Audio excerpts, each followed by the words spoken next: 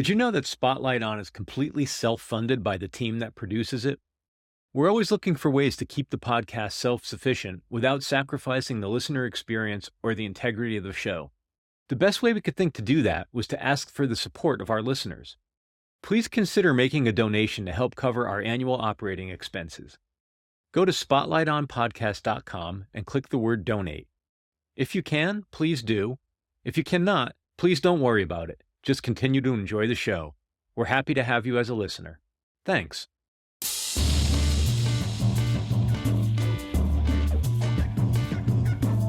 Hello and welcome to Spotlight On, a production of 23 Media Ventures. I'm your host, Lawrence Purrier. Today, the spotlight is on international award-winning harpist and composer Kirsten Agresta Copely. Kirsten, who is known for her charismatic, telegenic presence on stage, is also the go-to harpist for pop artists including Jay-Z, Beyoncé, Stevie Wonder, Enya, The Roots, Lady Gaga, and many others. Kirsten joins us to talk about her recently released New Age album, Aquamarine, which is inspired by, quote, her deep connection with the ocean and imbued with memories of her late mother. This album is a heartfelt homage to the woman who ignited Kirsten's passion for both music and the sea, end quote. Kirsten spoke with us from her home, which is also a commercial recording studio in Brooklyn, New York. Please enjoy our talk and stick around after the end credits to listen to Into the Mist from Kirsten Agresta Copely's album Aquamarine.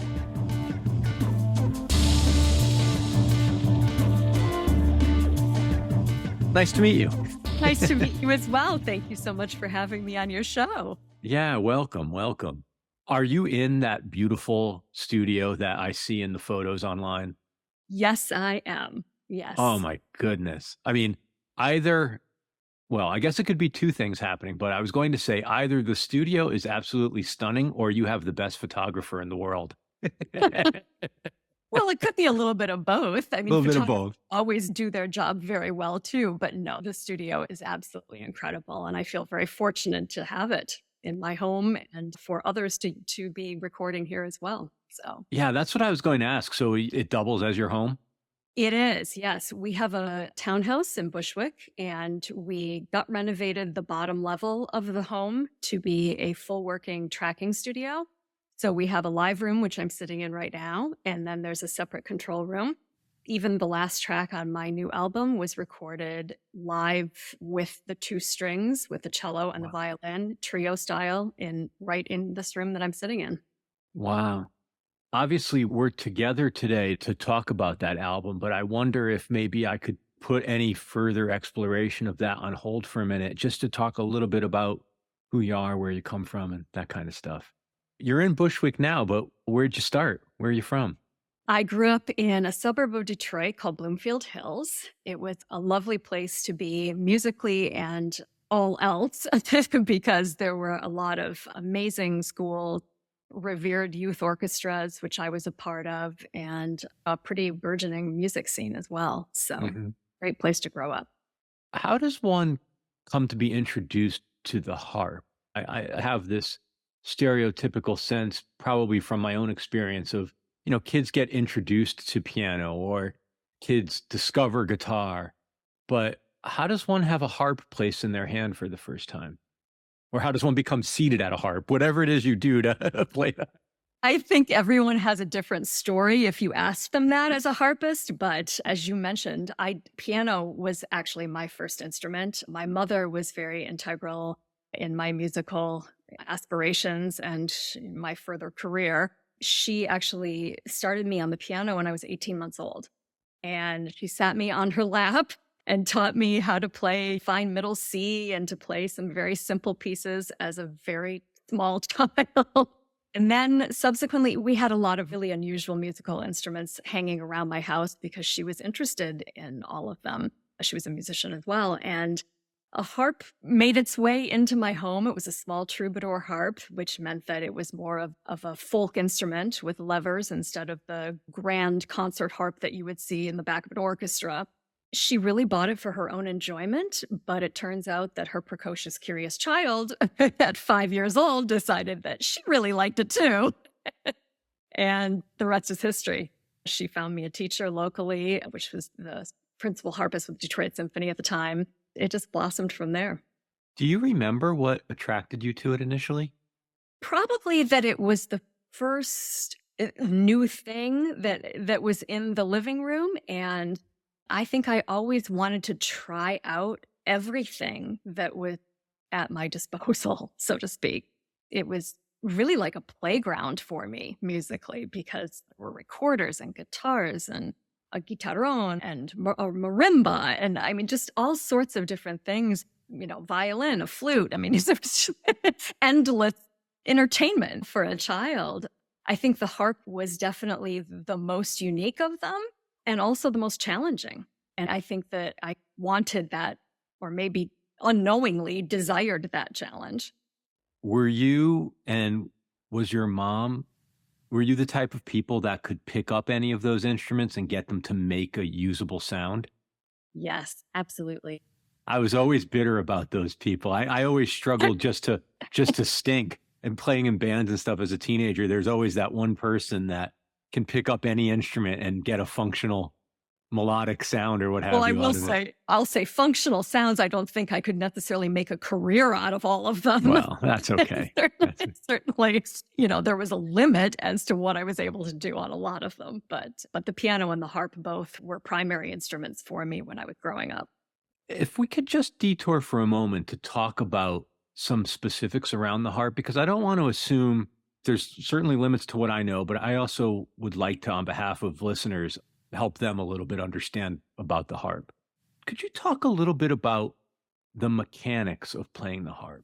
And by that, I mean, I think that most people who listen to this podcast understand the piano as a rhythm and melody instrument. They understand even visually how most instruments work. I don't think it's immediately obvious to the untrained eye what's going on for a harpist and the maybe dexterity or concentration involved. And I wonder if you could just talk a little bit about functionally and mechanically, how does a harp do what it does? Well, that's a great question. And I think it's funny how many people come up to me when I'm performing and say, what are those pedals for at the bottom? Most people assume that they're similar to a piano where you have a sustain or a soft pedal, and they're nothing like that. There are 7 pedals at the bottom of the harp. Each one corresponds with one note of the scale, C, D, E, F, G, A, B. And there's 3 levels to the pedals. So when it's in the highest level, it would be in flat. And if it's in the middle level, it would be in natural. And if you push it all the way to the bottom, it would be in sharp. So each pedal corresponds with its note in every octave of the instrument. So if you press the D pedal, all of the Ds will change to flat or sharp or natural based on where you're moving those pedals. And there's pedal rods that go up. I'm motioning to the side like you can see the harp that's sitting here. But there's pedal rods that go up the column of the instrument, and those attach to 2,000 moving mechanisms within what we call our neck of the instrument. So it would be the curved top part of the harp. And those mechanisms turn and move the nuts and bolts that are attached to the string to make this thing work. And there's 2,000 pounds of pressure on the instrument. So it's a very complex and sometimes very finicky instrument. Weather affects it definitely with humidity. The wood loves the humidity, the strings do not. So the strings are made of 3 different materials. The bottom wire strings are wire. The middle octaves are gut, and the top octave is usually nylon. And so the gut strings just can't stand the humidity. And on changing cusp seasons, you have a lot of breakage, and you just really never know when a string is going to break. So we have to be armed with an entire set of strings at all times. So you string your own instrument? Oh, yes. And it has to be tuned every day. That was my next question. So you tune it as well? It's not like a piano where there's a tuner? No, I'm the tuner. Wow. We each tune our own instrument, yes. And it's similar to a piano in the sense that it has a tuning key that attaches to pegs But that has to be done every day because those strings really do fluctuate up or down. If it's cold, they will tighten and they'll be sharp. If it's warm, they will loosen and be flat. I think there's a very famous quote that says, harpists are tuning half the time and playing out of tune the other half of the time. Something to that effect. Yeah. And it's very true. I love harpist humor. I probably didn't even say the quote right, but it's something to that effect, and it gives you the idea. Certainly. You mentioned the way the pedals work and the way they set the natural or flat or sharp. So is that essentially before you're playing a piece, you know the key of the piece you're about to perform in, so you set up for the next piece as you throughout a performance? That's right. That's right. And then as accidentals happen during the piece, you would be moving your feet to change those pedals for the accidentals as the piece is going along. So it is the most similar, I guess, to a pipe organ in the sense that your hands and your feet are moving, in different ways, obviously, but the feet are employed the same way that the hands are. And as a touring musician or as a performing artist, do you bring your instrument, or is it like a piano where you will just go to the local Steinway and they'll bring you a piano? Like, do you have yours that you bring with you? If I'm within driving distance of a performance, then absolutely I would rather play on my own instruments because, as you can imagine, you never know what you're going to get when you rent an instrument. But I was just playing in Oklahoma 2 weeks ago, and I had a wonderful instrument that was given to me by the university to perform on. Yes, I do rent them when I do out of town or overseas gigs specifically. It's a crapshoot, certainly. And like a pianist, you have to be able to adapt to that instrument immediately and to be ready to perform on it. When you say within driving distance, what does that look like? Like, is the harp like shoehorned into a Prius, or is it in the back of a U-Haul? Like, what's driving a harp around look like? I have a Subaru Outback, so a plug for Subaru. and it fits very comfortably in the back. Not with much else, I'll add, but Yeah. And my final question about the instrument itself, like with a Steinway or a Yamaha or a handful of other brands, is there a harp that a classical harpist aspires to own or must own? Is there a specific maker that is the one? I'm particularly fond of the Lion and Healy harps. They're based in Chicago, Illinois, and I have two of them that I absolutely adore. My first harp was a Salvi, which is also, most of the parts are from Italy. And then there's a German company called Horngacher that's also very esteemed. It really is about personal taste. Each of those lines has a different voice. And I think within those voices, each harp that they make is different. So, for instance, the harp that I'm sitting next to right now was ordered in 2006. And I had them special order it because of the color that it is. It's black and bronze, and that's not in their usual line. But they actually made 2 of them for me, and I flew to Chicago and tested them out on their soundstage and chose the one that I felt was the superior instrument.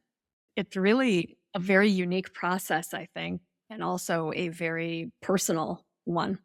Yeah, wow, that's incredible.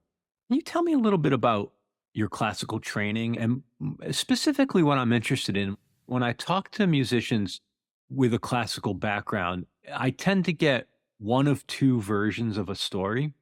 And one is that they were so immersed in their training and the repertoire that they didn't really have experience with other musics until their maybe adolescent or young adult years. And then there's other people who had basically the diametrically opposite experience, which was they were always surrounded with a lot of music. And I wonder if you fall into either one or some yet unnamed third version of that story. I think I fall into the second, actually. I was surrounded by a lot of different music when I was growing up, and I started studying with the professor at Indiana University in Bloomington when I was 11 years old. So her name is Suzanne McDonald, and she's revered in the world as one of the foremost harpists. She's been my mentor for practically my entire life based on when I started studying with her. And my parents were very supportive, driving me back and forth from Detroit to Bloomington once a month for lessons. And then subsequently, when I was in high school, I actually flew to New York City and studied with Nancy Allen at Juilliard for 2 years. It was the same situation. I would hop on a plane with my mom and we'd fly to New York and I'd take a lesson, and sometimes we'd fly back that same night back home. I really had a pretty amazing education and in terms of my classical training, and I felt like I was in exactly the right places to do that with those two professors. Aside from that, at college, I was also singing. So I was part of a group called Singing Hoosiers, and we toured and recorded with the Cincinnati Pops and did all sorts of really fun stuff. I was always interested in pop music. I wasn't necessarily going to the listening library and turning on classical music. I was putting on headphones and listening to whatever was popular on the radio a lot of times. And that, I think, carried over into my professional life now, given all of the backup work that I've done with pop artists across the board with a very wide range of genres. What would you say was some of like your first music that you chose to consume as opposed to as part of your training, or that was there in the house because someone else put it on? What were you going towards? Well, my earliest memory was probably of owning the first ABBA records. Good stuff. That was probably my earliest memory of buying a record and being really into it. But I had the Beatles and Journey and all sorts of different music. And then subsequently, I started getting really into the ambient music. In the new age, I was really fascinated with Enya. Enya was on loop when I was in college. And then after that, I became really well aware of Brian Eno and all of the amazing work that he's done. And The Pearl, which is one of my favorite albums of all time. It's the collaboration he did with Harold Budd, or one of them, I should say. And that's by far one of my favorites. But I'm also a huge fan of Peter Gabriel and world music. Do you think that your training on the harp prepared your ears for ambient music? Not necessarily. No, I think that I discovered the ambient music primarily for stress relief and anxiety. And most often I would listen to it on an airplane when I'm flying, trying to block out everybody else around me, but also to center myself and focus on a flight. And then it kind of expanded to me wanting to learn more about those artists and diving deep into their catalogs and listening more. How do you feel about genre as it relates to your recent work? I don't think it would be necessarily provocative to say that the term new age could be loaded for certain people, could be derogatory to certain people. None of these terms are universal, obviously, or none of these impressions are universal. And it comes in and out of vogue stylistically, or how the public perceives it. And I wonder, especially in the material that I received as I was preparing for our time together, new age is certainly not a term you shy away from in the descriptors of your music. And I just wonder, what thinking and feeling do you bring to that? Or what sort of musical baggage, good or bad, do you bring to that? I don't feel like there's any baggage associated with it. New age music to me is something that is tranquil. It's peaceful. It gives stress relief. It can provide people with a sense of time for themselves and mindfulness. And those are all things that I require for myself as well. So I think that I was drawn to it primarily because within the composition of pieces, I wanted to try to shy away from a more classically driven album and find space within the music. I think there's a lot of beauty within the space. And it's hard, I think, for a classical musician who's used to playing a lot of notes and this repertoire that demands so much from us technically. And these are not difficult pieces in that way. They're meant to be relaxing and accessible. And so from that perspective, the soundscaping that surrounds them is part of that full package, of course. And that's what makes it new age. But I don't find that to be necessarily a derogatory term. And I feel like the people that listen and appreciate my music fully embrace the fact that's what it is.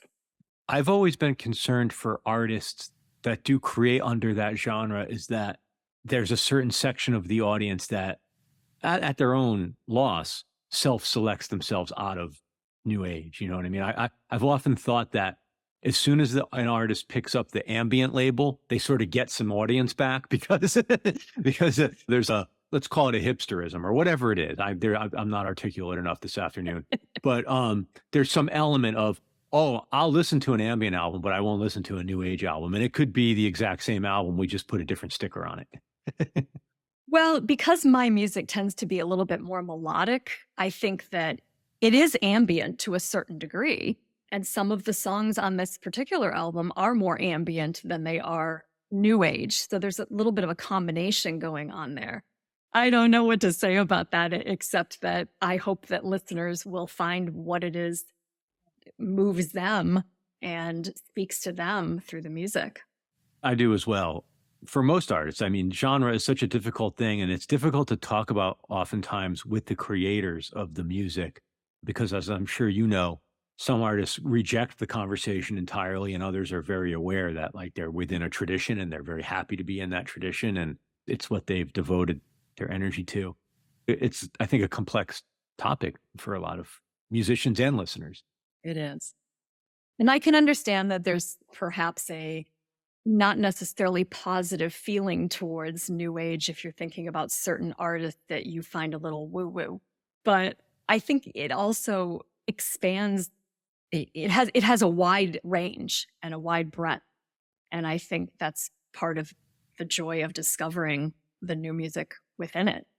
I don't know if this assertion is true, and I'd be curious to know if you perceive this at all, but my sense also is that it's more of a generational hangup than anything else, because there has seemed to have been in the last 10 or 15 years a rediscovery of a lot of the early electronic music artists, synthesizer music artists, outright early new age artists, and they are not treated at all as novelty or looked down upon by a younger, newer audience. And I wonder if it was just, again, generational, wrapped up in sort of that late 80s, early 90s new age movement thing, and got put in the bathwater with that baby. But other people who didn't experience that don't have the baggage. I think that's right. And certainly what comes around goes around. Yeah. And old things become new again. I think young people also are under a lot of pressures that possibly older generations didn't necessarily have. They've lived through a pandemic. They've lived through or are living currently through climate change and things that are affecting their future and their daily lives in some really impactful ways. And I think some of those kids are listening to this kind of music because it calms them. That's amazing if that's what it does for someone. Yeah. We'll be back with more Spotlight On after this break. If you like what you've heard so far, please share us with a friend and leave a review on your podcast platform of choice. For past episodes, web-only exclusives, and to join our mailing list, visit us online at spotlightonpodcast.com.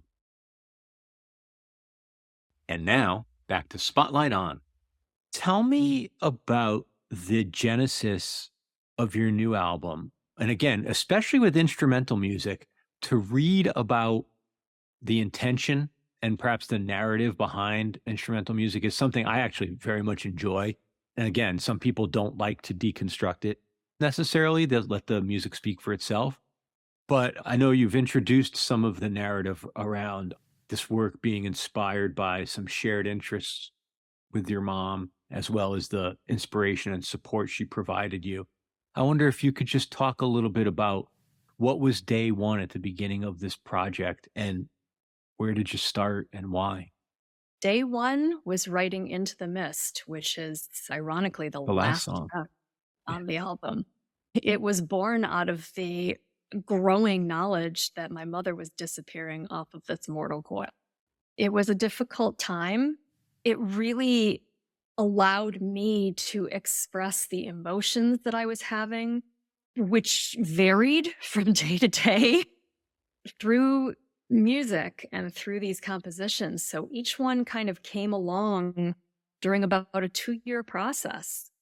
I've made it an homage to her.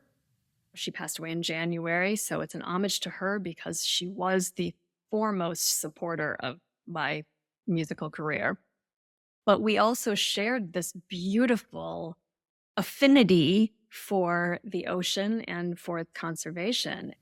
I've just collaborated with the I Am Water Foundation in South Africa and Cape Town.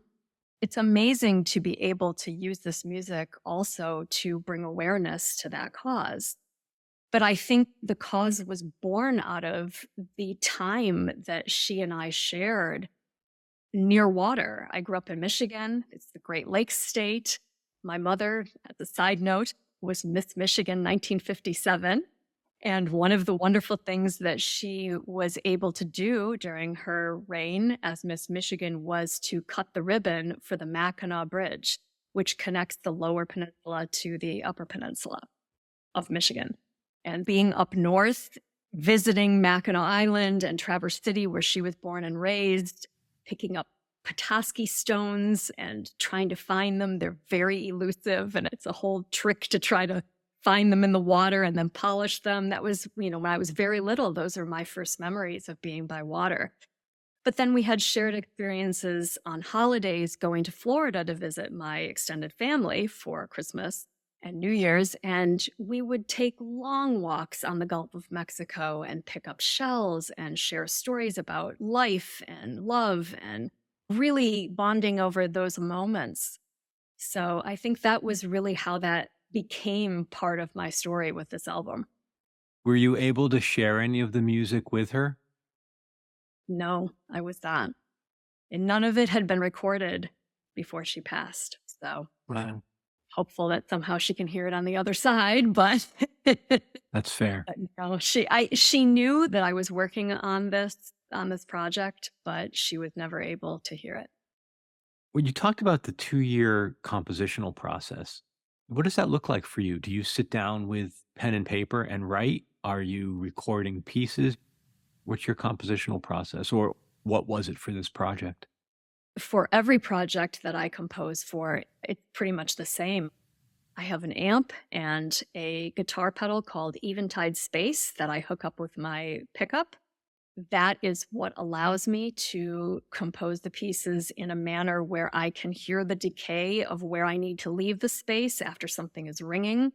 How long do I want to allow that to ring? Where do I want it to move harmonically? All of that is executed through that improvisational process. It doesn't mean that I'm sitting down every day and have a job with it, so to speak.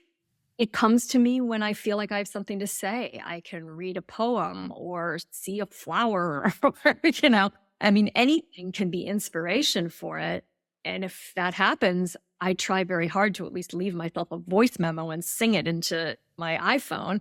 But a lot of times if I'm at home, I'll just go straight in there. And even if it's just 2 measures, I'll open up Finale and get it in there. And then I'll come back to it and see, "Oh, that wasn't very good. Let's try something else." Yeah. Or, "Hey, that's amazing. And let's see where that can go." I think the 2-year span was also during a time when we had just moved back to New York City. We had a 7-year hiatus, I call it, where we lived in Nashville, Tennessee. And we moved back in 2021 during the pandemic. When everybody else was leaving. Yeah, we say that we swam upstream. We were the outliers coming back instead of leaving. But this was home to us, and this is where we knew we belonged, and we came back for that very reason. But within that time, we were also building this studio that I'm sitting in, and lots of other things of readjusting to living in a different borough too. We lived in Manhattan when we were here before. Oh, really? Yeah. And for 18 years, I lived in Manhattan, and now I'm in Brooklyn. So that's a whole new thing. But there were a lot of things that tore me away from not recording, but from composing. So by the time I had all of these pieces compiled and was ready to record, it had been a long journey. Were all of the pieces composed before you pressed record the first time, or did you compose any of it? Was there such a discrete separation between composing and recording? No, we recorded all of the pieces in one chunk of time. They were all composed and ready to go, but no pressing of record until all of them were lined up and we had sessions in place. One of the other things that struck me, so curious about this, given the personal nature of the material and your story around this album, the fact that to a large extent, if you allow me to say it broadly, it's a solo work, certainly compositionally. I wonder what role a producer plays other than yourself. I was very, I don't want to say surprised, but I was sort of taken that there was producer credits on the album for someone other than you. I'm just so curious about what role that person and people play on a record like this or a project like this. I think that person wears many hats. They're very immersed in the recording process. They preview all of the music, make sure that it's listened to, and making sure that the mastering is correct. Wearing the hat of also helping promote, marketing, being my pick-me-up on days when I don't feel like things are going so well. So they functioned as a producer. Wasn't a unique role given the nature of this project. It was no. I interesting. think a producer is a producer, right? Yeah. and my producer has been a very big supporter and integral piece of the puzzle. How I got this misconception or idea in my head, I don't know, but I had this notion that this was a very self-contained initiative on your part. I had this vision, especially after I saw the recording studio, I had this vision of one person feverishly doing everything. Well, no. I had a recording engineer that was separate from my husband, who usually is the engineer in our studio. But I had a separate recording engineer that came in to record this album. My mastering engineer is the same one that I've used for my last record, Around the Sun. And I loved her work, so I used her again for this project. The collaborations, I think, were the most fun for me too, in a sense, because I mentioned that Into the Mist, we were able to do that live in this room. And it was incredible to feel the energy from the other musicians while we were playing together.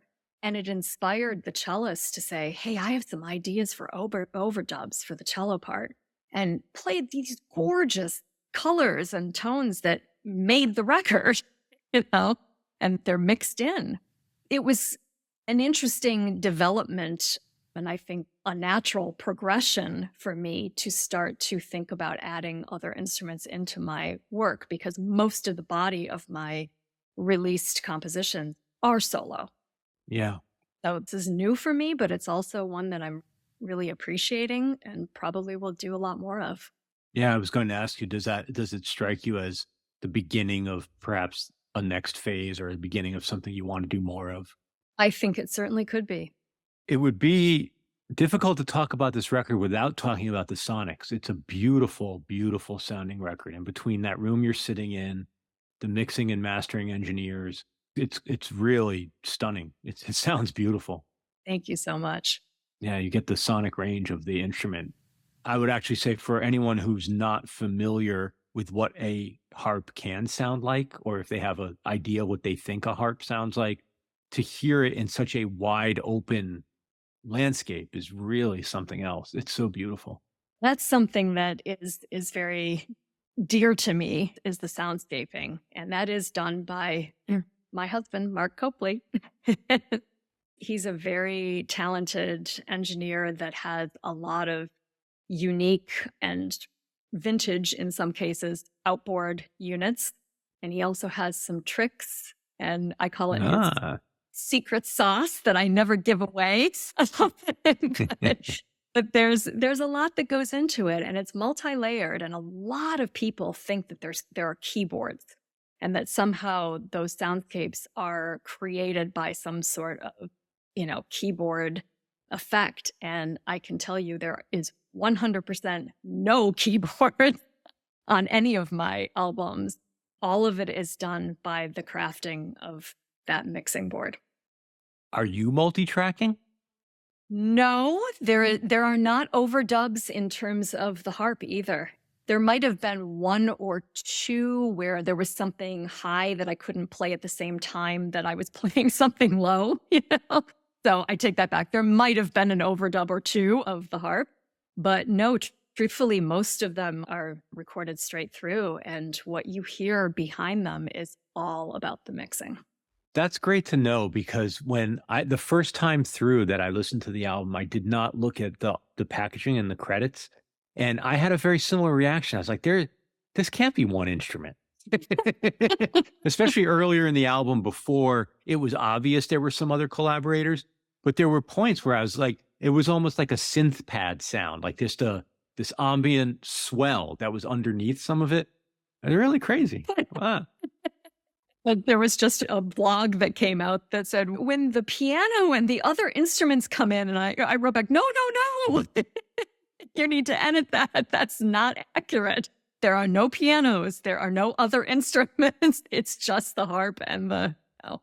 Well, I'm sorry for not already having the answer to this question, but can you tell me, do you perform this material live?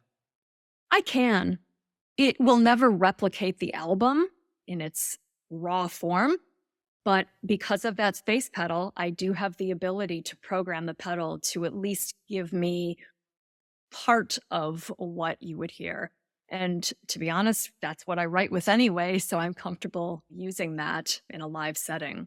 I was doing a lot more of that live performance when we were doing online concerts, and I could set up in my own home and do that, but I'm equally as comfortable doing it in a public setting as well. So. Yeah. I wonder if you could talk a little bit about something you alluded to earlier, which is the fact that you perform with a lot of different types of artists, especially in varying pop idioms. Tell me a little bit about that aspect of your career. I mean, I would imagine there's an element of a working musician works, and as a craftsperson and a tradesperson, that's what you do. Can you talk about it from a satisfaction point of view, or an enthusiasm and excitement, a music lover? What itches do you scratch by taking on that kind of work? A lot of itches are scratched, if you want to put it that way. I find those experiences to be some of my fondest. And there's no question that I will say that playing center stage at Carnegie Hall is a once in a lifetime, amazing, amazing opportunity that I'm fortunate to have had. But I will also say that playing with Beyoncé at the White House for President Obama is a close second. Doesn't suck. That doesn't suck.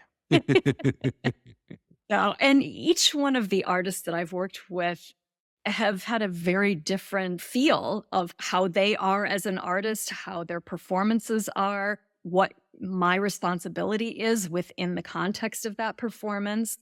But they're all really fun.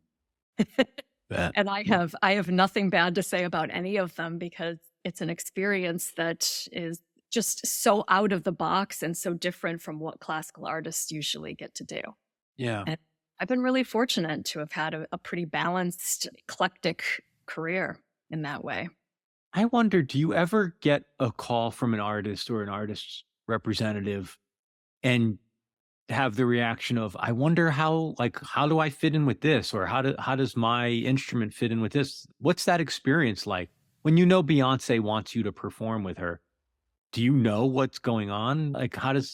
What's your experience? I think actually the Beyoncé gigs made perfect sense. The ones that were a little harder to figure out, and they were the first experiences, were with Kanye West. And my very, very first gig was playing at Live Aid, which was the 10th anniversary of Live Aid. And we played in Philadelphia on the steps of the Philadelphia Art Museum. And it was incredible because there were 1 million people in front of us. And it was strings and harp backing him up. It was a unique entry, if you will, to that world. of hip hop specifically, which I subsequently did quite a bit of after that. We were part of a group called Wired Strings, and they're based in London, and they hire a group of us here in New York to do a lot of these performances and gigs with artists. And there were charts written for me. You can hear music behind in the samples of hip hop music. A lot of times those are what are turned into the actual arrangements for the strings. And the harp always seems to be the one that does the glisses or whatever. But I had a really cool experience playing with Jay-Z where we were on break at Carnegie Hall and they were playing back a track. And I heard a little quiver that happened within one of the samples. My harp was plugged in. You could hear it all through the Carnegie Hall to the top of the rafters. And I just played this quiver at the top of the harp. And the whole team, including Jay-Z, just turned around and went, "What was that?" And it made it into the show. So occasionally I get to put a little of my own my own ideas into these experiences, which is cool too. Yeah, that's amazing. That's amazing. One more quick question before I let you go. And if I'm putting you on the spot, I might actually ask if I could follow up with you about this one. But are there a couple of pieces, whether it's your own or classical repertoire or anything else, that you would recommend to someone who is now interested and says, geez, I'd love to hear more of what the harp and a harpist can do? Well, I'd be happy to send you a couple links.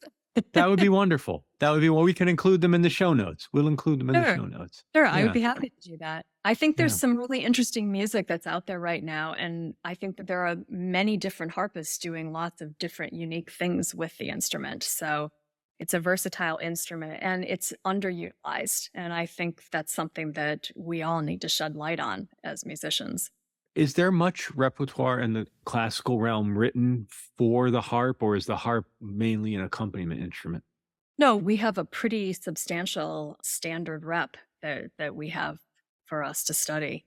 Obviously, you can tell it's the edge of my knowledge as far as music goes. But well, thank you. Thank you for spending time. Thank you so much for having me. This has been really enjoyable. I appreciate being on the show. Thank you so much, Kirsten Agresta Copely. And as always, thank you for listening to Spotlight On, a production of 23 Media Ventures. I'm your host and executive producer, Lawrence Purrier. We're produced and edited by Michael Donaldson, with theme music by Q Burn's Abstract Message. For past episodes, web-only exclusives, to make a donation to support our production, and to join our mailing list, visit us online at spotlightonpodcast.com. Thanks for listening, be safe, and stay in touch.